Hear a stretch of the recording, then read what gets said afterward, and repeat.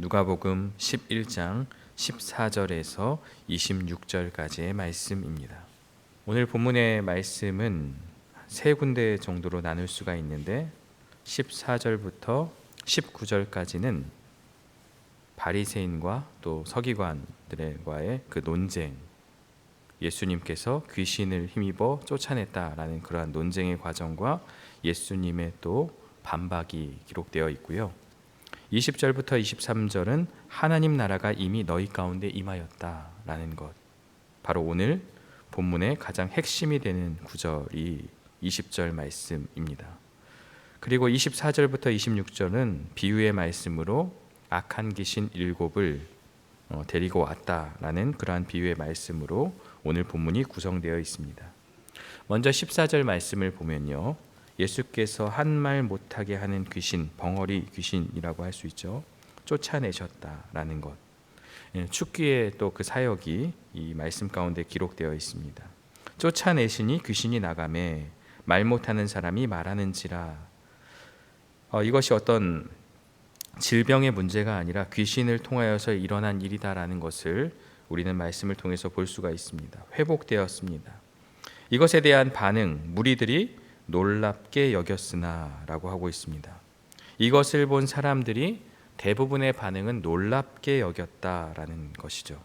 예수님의 능력, 그 능력의 임함을 통하여서 그들의 반응은 놀라였다라는 것이 분명한 사실입니다.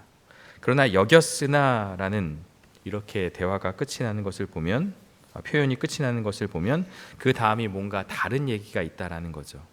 15절에 보면 그 중에 덜어는 말하기를 그가 귀신의 왕 바알세불을 힘입어 귀신을 쫓아낸다 하고, 마태복음 12장에서는 바리새인이라고 하고요, 마가복음 3장에서는 서기관이라고 말해요. 그런데 누가는 그 중에 덜어는 이라고 이야기합니다. 그러니까 바리새인 혹은 서기관이었다라고 우리가 짐작할 수가 있습니다. 그런데 예수님의 그 능력에 대해서 그가 귀신의 왕 바알세불을 힘입어 귀신을 쫓아낸다 하고, 그래도 다행인 건 예수님이 쫓아낸 것은 인정해요. 팩트는 인정합니다. 귀신이 나갔다는 것은 보여지는 현상이기 때문에 그것에 대해서는 인정하고 쫓아낸다고 얘기를 해요. 그러나 그 예수님의 능력을 폄하하는 거죠. 그가 귀신의 왕 바알세불을 힘입어, 그럼 예수님이 귀신에 속한 자다라는 그러한 이상한 논리를 펼치고 있는 거예요. 능력을 의심하는 거죠.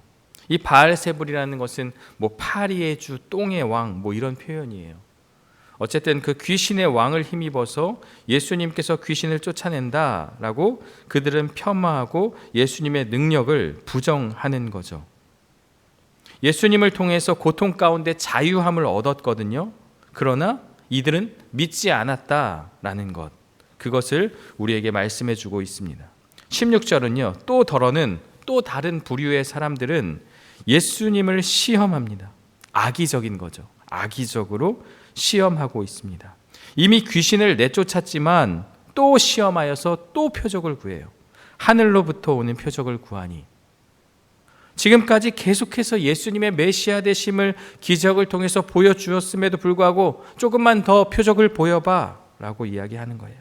이 표적을 구한다는 것은 미완료 과거 시제로 계속 구하고 있다. 이들이 인간의 완악함을 보여주고 있습니다.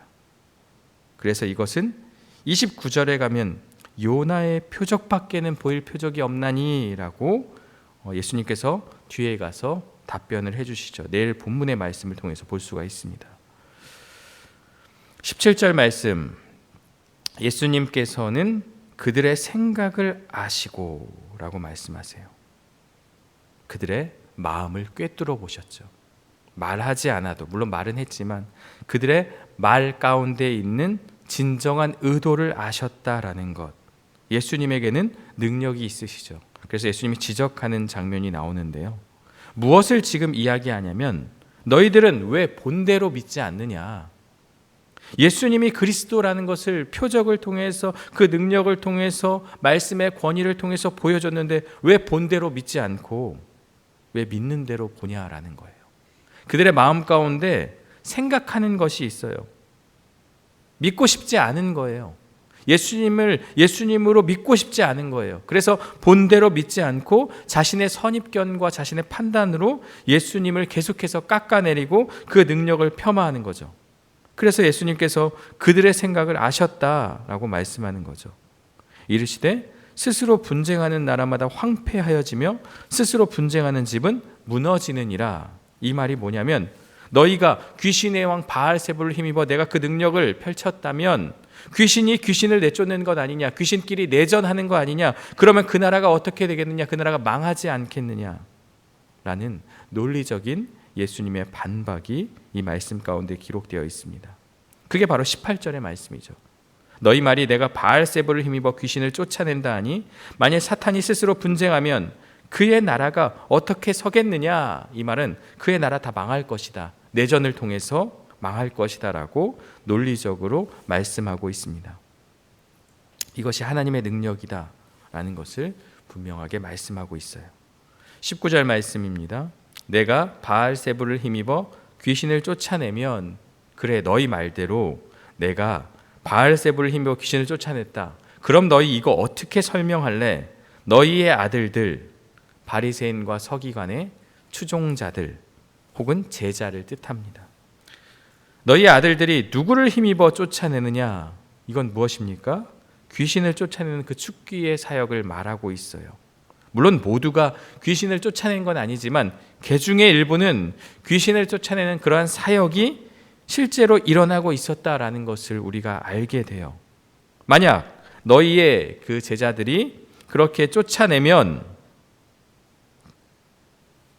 그 쫓아냄에 대해서 아마도 이들은 박수치며 야 대단하다 라고 하나님의 능력이다 라고 분명히 말했을 거예요. 그런데 왜 예수님께서 하시는 그 일에 대해서는 귀신의 왕 바알세불이 통해서 하였다라고 하느냐라는 거예요.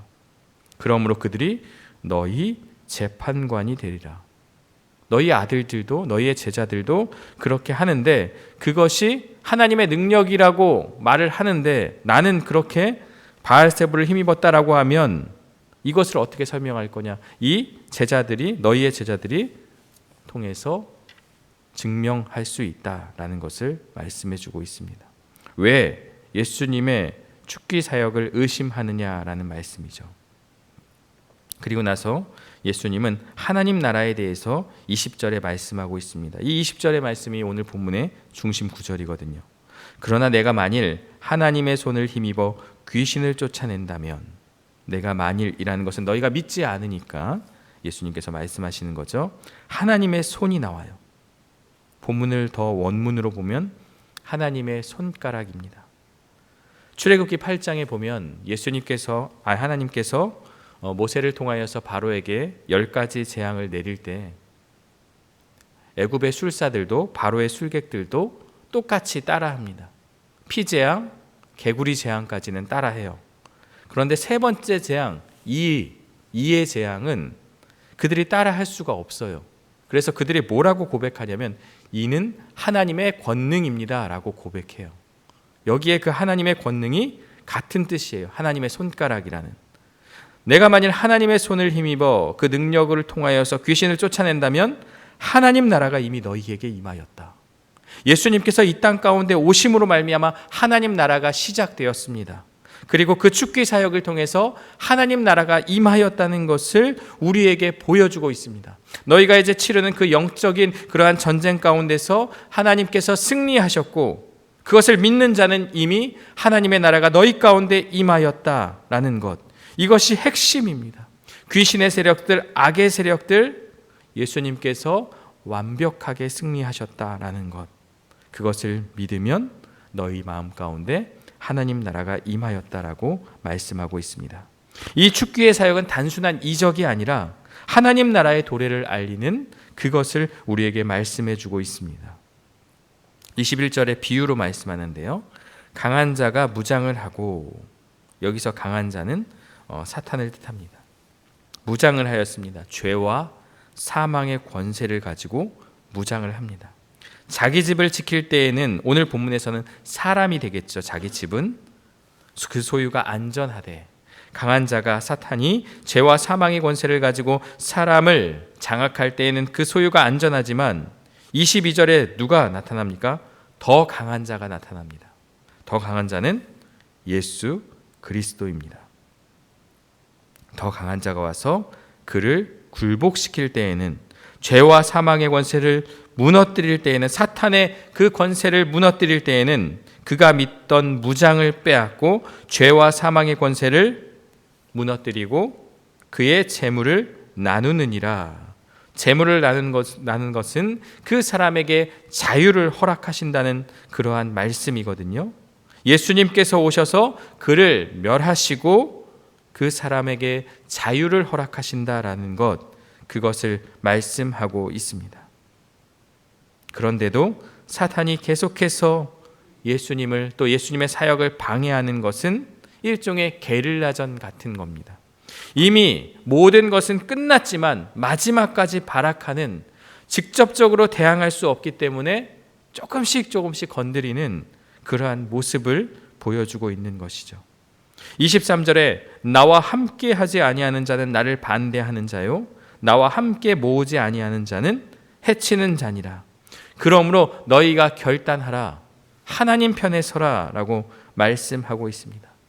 교회냐 세상이냐, 하나님이냐 세상이냐, 그 중립은 없다라는 거예요. 하나님도 섬기고 세상도 섬기는, 적당히 두 쪽을 왔다 갔다 하는 것은 불가능하다. 나와 함께하지 아니하면 그것은 나를 반대하는 자다, 하나님을 믿지 않는 자다라고 분명한 그 선택을 취하라는 것을, 결단을 우리에게 말씀하고 있습니다. 그러면서 또 하나의 비유의 말씀을 해주시고 있는데요. 24절을 보면 더러운 귀신이 사람에게서 나갔을 때에 물 없는 곳으로 다니며 쉬기를 구하되, 물 없는 곳이라는 광야를 뜻합니다. 얻지 못하고 이르되 내가 나온 내 집으로 돌아가리라 하고, 내 집이라는 것은 아까 들어갔던 그 귀신 들린 사람을 말하는 것입니다. 하나님의 은혜와 권능을 체험했지만 성령이 그 안에 거하지 아니하면 이러한 일이 벌어진다는 것을 우리에게 말씀하고 있습니다. 25절에 가서 보니 그 집이 청소되고 수리되었거늘 예수님의 능력으로 말미암아 그 집이 사단 마귀의 그 세력들이 사라지고 깨끗하여졌다, 비워졌다라고 말씀하고 있습니다. 그러나 성령으로 채워지지 않았습니다. 성령이 그의 가운데 거하지 않았습니다. 그러니까 어떤 일이 벌어집니까? 26절, 이에 가서 저보다 더 악한 귀신 7을 데리고 와. 실제로 7 귀신을 데리고 와서 그런 숫자적인 의미가 아니라 완전한 개념이죠. 더 많은 귀신을 데려온다라는 거죠. 거하니, 그런데 이 거한다는 것은요, 카토이고라고 해서 영원히, 그러니까 영구히 거하는, 그러니까 들어왔다가 또 나가고, 이게 아니라 영구히 거한다, 그 말이죠. 그러면 그 사람의 나중 형편이, 나중의 상황이 전보다 더 심하게 된다라는 것, 비어있는 채로 두면 안 된다라는 것을 우리에게 말씀하고 있습니다. 오늘 말씀은 예수님께서 귀신을 쫓아내셨지만 그 귀신을 쫓아내는 그 능력에 대해서 믿지 않는 사람들에 대한 비유의 말씀입니다. 결국 무엇을 얘기하는 것입니까? 말씀 그대로, 그 능력 그대로 우리가 믿어야 한다. 의심과 불안이 아니라 하나님의 능력을 믿어야 한다. 결국 해석이 중요하다는 거예요. 말씀을 듣고 보고, 오늘 여기에서는 예수님의 능력을 보았죠. 오늘 우리에게 적용하면 말씀을 통한 그 능력을 보고 우리 안에 의심과 불신이 아니라 분별하여 그것을 믿는 믿음이 우리 안에 있어야 된다는 것을 우리에게 말씀하고 있습니다. 하나님의 관점으로 바라보라. 하나님의 능력으로 바라보라. 하나님의 마음으로 말씀을 바라보라 라는 것을 우리에게 말씀하고 있습니다. 이것을 우리가 어떻게 이야기할 수 있냐면 계시 의존적 사색이라고 말씀할 수 있어요. 하나님의 계시, 하나님의 능력을 의존하면서 우리가 말씀을 보고 묵상하라 라는 뜻이죠. 그러면 그것이 믿음으로 나타날 것이다 라고 우리에게 말씀하고 있습니다. 또 하나는요, 교회와 세상, 하나님과 세상 가운데서 무엇을 취할 것이냐, 무엇을 택할 것이냐라고 우리에게 질문하고 있습니다. 23절에 보면 나와 함께 하지 아니하는 자는 나를 반대하는 자요. 하나님 나라에는 중립이 없다라는 거예요. 이것도 택하고 저것도 택하는 중립은 없다. 분명한 우리의 확신 가운데서 하나님을 택하는 그러한 믿음의 모습을, 그 결단을 우리에게 말씀하고 있고요. 마지막 세 번째는 비어있는 채로 두면 안 된다라는 것입니다. 비움보다는 체험이 필요하다.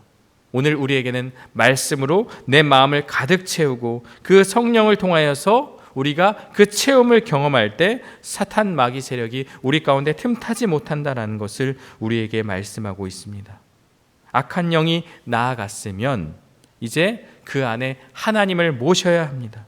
집주인이 바뀐 것이죠. 내 집주인이 악의 세력에서 하나님으로 바뀌었기 때문에 그 하나님의 통치와 하나님의 어떤 그러한 모든 것들을 받아들이고 그 하나님을 붙잡고 나아가는 것. 왜냐하면 예수님께서 더 강한 자이기 때문입니다. 그냥 강한 자가 아니라 더 강한 자, 사단의 세력을 멸할 수 있는 강력한 힘이 예수 그리스도 안에 있고 그 말씀 가운데 있기 때문에 오늘은 더 강한 자 예수님으로 내 마음을 가득 채우는 역사가 오늘 우리 가운데 있기를 주의 이름으로 축원합니다. 함께 기도하겠습니다. 사랑과 은혜의 하나님, 오늘 말씀을 통해서 우리 안에 임한 하나님 나라의 그 말씀을 보았습니다. 우리도 우리 안에 일어나는 그 많은 일들, 또한 우리가 보는 그 말씀을 있는 그대로 믿는 믿음의 결단이 우리 안에 있게 하여 주시고, 의심하거나 또한 그것을 인정하지 않는 그런 모습이 아니라 확실하게 분별하여 하나님의 계시에 입각하여서 그 모든 것들을 믿는 믿음의 결단이 우리 가운데 있을 수 있도록 인도하여 주옵소서. 하나님이냐 세상이냐 우리는 늘 선택지가 우리의 삶 가운데 놓여져 있습니다. 하나님을 붙잡는 믿음의 결단이 우리 안에 있게 하여 주시고, 나로 하여금 내 안에 하나님으로 가득 채우는 역사가 우리 가운데 있을 수 있도록 인도하여 주옵소서. 성령이 내 안에 계심으로 말미암아 악의 세력이 틈타지 못하도록 인도하여 주시고, 하나님을 붙잡는 믿음의 결단으로 말미암아 내 삶 가운데서 하나님 나라가 임함을 경험하는 우리 모두의 삶이 될 수 있도록 인도하여 주옵소서. 예수 그리스도의 이름으로 기도드리옵나이다. 아멘.